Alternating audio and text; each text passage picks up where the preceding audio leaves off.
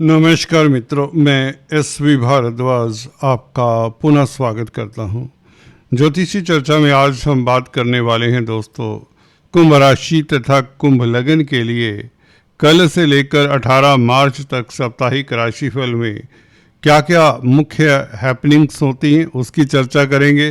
चंद्रमा की बात करेंगे, चंद्रमा के ऊपर किस ग्रह नक्षत्र का प्रभाव है, आपको किन क्षेत्रों से लाभ हो सकता है, कौन से रिश्ते आपके काम आएंगे, शेयर स्टॉक मार्केट में क्या स्थिति रहेगी, पारिवारिक स्थितियां कैसी रहेंगी, लव लाइफ कैसा रहेगा, आपकी सेहत तंदुरुस्ती और रोज़मर्रा के छोटे बड़े इश्यूज़ की बात भी करेंगे। दोस्तों, कल का दिन 11 तारीख बहुत महत्वपूर्ण है। 4 महीने बाद देवगुरु बृहस्पति मार्गी हो रहे हैं।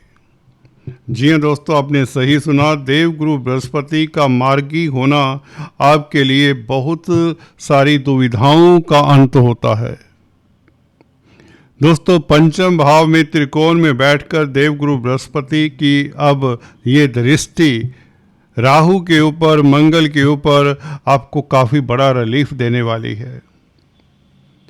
दोस्तों, चंद्रमा के गोचर के हिसाब से राशिफल होता है। अंत में शुभ रंग, शुभ अंक, जेमस्टोन्स और उपायों की बात भी करेंगे, जिसे देखना सुनना मत भूलें। अगर आप पहली बार आएँ तो आपसे एक निवेदन, अगर आपने अभी तक सब्सक्राइब नहीं किया तो कृपया सब्सक्राइब करने के पश्चात बेल आइकन दबा दें।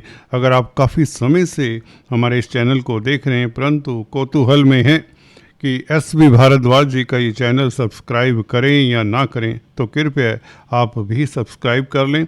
दोस्तों, बात करते हैं चंद्रमा की। चंद्रमा गुरु के समक्ष, गुरु दोस्तों मार्गी हो जाएंगे कल से ही, और कल के दिन 11 मार्च को दोस्तों चंद्रमा और गुरु का संबंध बन जाएगा। धन की स्थिति बेहतर होती है, बैंकों से ऋण मिलने के आसार हो जाते हैं। बैंकिंग प्रणाली में अगर आप कामकाज करते हैं पर चांस, तो आपको कोई ना कोई उपलब्धि मिलती है। मान सम्मान बढ़ता है। गुरु चंद्र का योग गज केसरी राजयोग कहलाता है। 5-11 की एक्सिस पर ये योग बने तो निश्चित तौर से आप प्रतिद्वंदियों के ऊपर हावी प्रभावी रहते हैं। अगर कोर्ट कचहरी में कोई मसला है उसमें आपकी जीत निश्चित है। किसी रोग कष्ट से परेशान है उसका निदान हो जाता है। शत्रु आपसे दबते हैं। आप परिश्रमी रहेंगे, अनथक प्रयासरत करने वाले होंगे। आपकी प्लानिंग अब बहुत बेहतर होने वाली है। काफ़ी लंबे समय से जो कार्य करना चाहते थे परंतु गुरु वक्री थे, इसलिए वह कार्य गतिशील हो ही नहीं पा रहे थे, आधे अधूरे हो रहे थे। तब जोश रहेगा, पॉजिटिविटी भी रहेगी और आपके रास्ते में जो बड़ी बात है, अवरोध नहीं आएंगे। आपके रास्ते में अब किसी तरह के अवरोध, कोई ऑब्स्टेकल्स नहीं आने वाली। और ये चंद्रमा भी यही बताता है। 11 तारीख, हालांकि 10 बजे रात्रि से ये गज केसरी राजयोग बनेगा। 12-13 तारीख आपको इसका पूरा फायदा मिलेगा। 13 तारीख की बात करें तो चंद्रमा दोस्तों खास तौर से पूर्वाषाढ़ा नक्षत्र में होगा, शुक्र के नक्षत्र में होगा। शुक्र उच्च के हैं, धन भाव में हैं और सुख भाव के मालिक हैं, तो आपको सुखी करता है ये चंद्रमा का गोचर 12-13 तारीख, खासकर 13 तारीख को। प्रॉपर्टी के मामलात में आपको सफलता मिलती है। प्रॉपर्टी के बारे में कोई सुखद समाचार मिल सकता है। मित्रों का साथ मिलता है। समाज में गण्यमान्य व्यक्तियों में आपका नाम शुमार होता है। अब जोश से भरे रहेंगे। 100 बात की एक बात। कुल मिलाकर धन की स्थिति, ये गुरु चंद्र का संबंध अच्छा बनाता है, धन का योग अच्छा बनाता है। बात करते हैं दोस्तों 14, 15, 16 तारीख की। 14 तारीख संध्या समय से चंद्रमा मकर राशि में प्रवेश कर जाएगा, 12वें भाव में। इस चंद्रमा के ऊपर बड़ी बात यह है कि कोई अशुभ प्रभाव नहीं है। और 14 तारीख को सूर्य के नक्षत्र में होगा।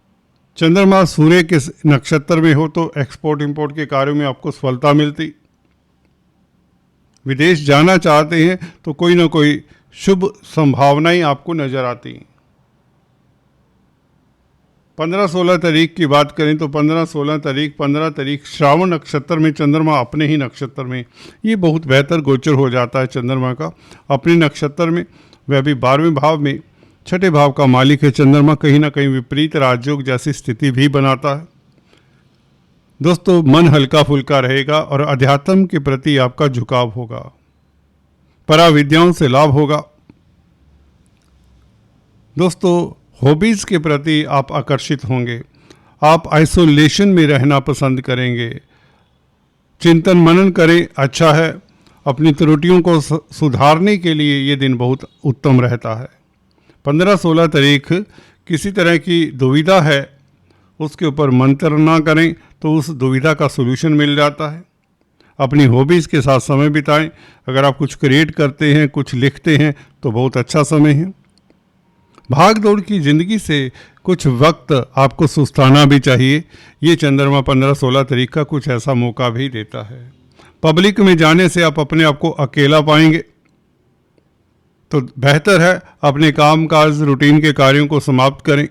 अपने परिवार के संग आपका समय नो डाउट अच्छा बीतेगा। अपने मन की बातों को अपने मित्र के साथ कन्फाइड करने से आपका मन हल्का भी होगा। धनिष्ठा नक्षत्र में 16 तारीख को मंगल लगन में है, आपके कर्म भाव का मालिक है, तृतीय भाव का मालिक है। कहीं ना कहीं छोटी बड़ी यात्रा धर्म स्थल पर हो सकती है, जिससे आपको सुकून मिलेगा। कामकाज को लेकर जरूरत से ज़्यादा अपने आप को परेशान मत करें। 16 तारीख को जो चल रहा है उसे चलने दें, उसे देखें, दृष्टा भाव से देखें तो कोई ना कोई सोल्यूशन मिल जाएगा। हालांकि ऐसा करना इतना आसान नहीं होता, पर फिर भी आप कर पाते हैं तो अच्छी बात है। योगा मेडिटेशन का सहारा लें, अपने इष्ट देव का नाम लें और हनुमान जी की उपासना 16 तारीख को करना आपके लिए बहुत शुभ रहेगी। कम से कम 5 या 7 बार हनुमान चालीसा पढ़ लें तो आपके कार्यों में अवरोध नहीं आएंगे 15-16 तारीख को।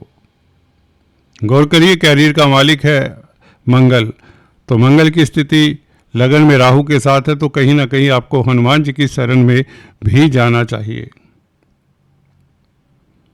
17-18 तारीख की बात करें तो दोस्तों, सूर्य आगे चले गए होंगे। 15 तारीख से शनि के साथ, शुक्र के साथ संबंध बनाएंगे सूर्य 15 तारीख से। बुध मंगल राहु का योग रहेगा, गुरु की दृष्टि, मार्गी गुरु की दृष्टि रहेगी बुध और मंगल राहु के ऊपर। दोस्तों, यहाँ पर आपको बता दें, बहुत महत्वपूर्ण कोई घटना होने वाली आपकी ज़िंदगी में 17-18 तारीख को। 17 तारीख को कोई लॉटरी लग सकती है, स्टॉक मार्केट से लाभ हो सकता है, कोई क्रिप्टो करेंसी, वायदा व्यापारी, कमोडिटी ट्रेडिंग करते हैं तो भी आपको लाभ हो सकता है। कंप्यूटर आईटी लाइन के क्षेत्र में, संचार व्यवस्थाओं के क्षेत्र में तो भी आपके लिए स्थितियाँ उत्तम रहेंगी। किसी तरह के ट्रेडर हैं, कमीशन का काम काज करते हैं तो दिन बहुत बेहतर रहेगा। टीचर हैं, गाइड हैं, काउंसलर, कंसल्टेंट हैं तो 17-18 तारीख के को आपको खास लाभ होगा। मंगल दोस्तों आपके लगन में रहेंगे। 18 तारीख की बात करें तो यहाँ पर पूर्वा भद्रापद नक्षत्र में, गुरु के नक्षत्र में चंद्रमा गुरु से दृष्ट रहेगा। गुरु के नक्षत्र में तो ये राजयोग हो जाता है। कोर्ट कचहरी में सुखद समाचार मिले, आप पराक्रमी रहेंगे, हिम्मती रहेंगे, परिश्रमी रहेंगे और जो करना चाहते हैं उसे कर पाएंगे। या कहीं ना कहीं अपनी प्लानिंग को एक स्टेप अपने गंतव्य के नज़दीक ले पाएंगे। जिंदगी में एक हलचल भरे दिनों की ओर आप बढ़ते हुए नजर आते हैं। सुखद स्थितियां, धार्मिक कृत्यों में आपका मन लगेगा, धर्म कर्म में आस्था बढ़ेगी। कुल मिलाकर ये था चंद्रमा का गोचर। चलते चलते लक्की नंबर, लक्की कलर, जेम स्टोन्स और उपायों की बात कर लें। दोस्तों, अगर आप पहली बार आए हैं तो आपको बता दें, आपके लिए लक्की नंबर 3 रहेगा, 12, 21। लक्की कलर रहेगा आपके लिए दोस्तों स्काई ब्लू। जेम स्टोन्स हम अक्सर बताते आए हैं, जो नए हैं उनके लिए बता दें, आपके लिए नीलम बनता है, जो शनि का स्टोन है, परंतु इसे टेस्ट करके ही धारण करना चाहिए। रिस्की हो सकता है, कई बार ये व्यक्ति को फर्श से अर्श तक भी पहुंचाने में देर नहीं लगाता अगर सूट कर जाता है। अच्छी क्वालिटी का नीलम ज़रूर ट्राई करें। परंतु अगर शनि आपका कमज़ोर है, खासकर प्रताड़ित है, मंगल के साथ, सूर्य के साथ है, राहु केतु के साथ है, तो एक्सपर्ट एडवाइस के पश्चात ही धारण करें। बुध का स्टोन पन्ना होता है, इसे ज़रूर धारण करें। अगर आपके कॉन्फिडेंस में कमी है, कम्युनिकेशन स्किल में कमी है, किसी तरह की ट्रेडिंग करते हैं, तो आपको पन्ना ट्राई करना चाहिए। और अगर आप पब्लिक स्पीकिंग का कामकाज करते हैं तो भी बुध का ये स्टोन पन्ना आपके लिए कारगर रह सकता है। इसी के साथ आपको बता दें, शुक्र का स्टोन जो कि योग कारक हैं, ओपेल बनता है या अमेरिकन डायमंड जिसे जर्कन कहते हैं, ये भी धारण कर सकते हैं। अगर आप डायमंड अफोर्ड कर सकते तो डायमंड भी धारण कर सकते हैं।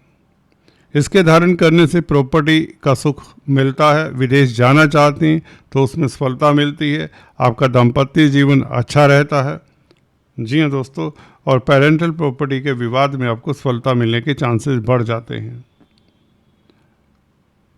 कुल मिलाकर ये था मोटे तौर से आपके लिए राशिफल। आज इतना ही। Please do subscribe, like and share.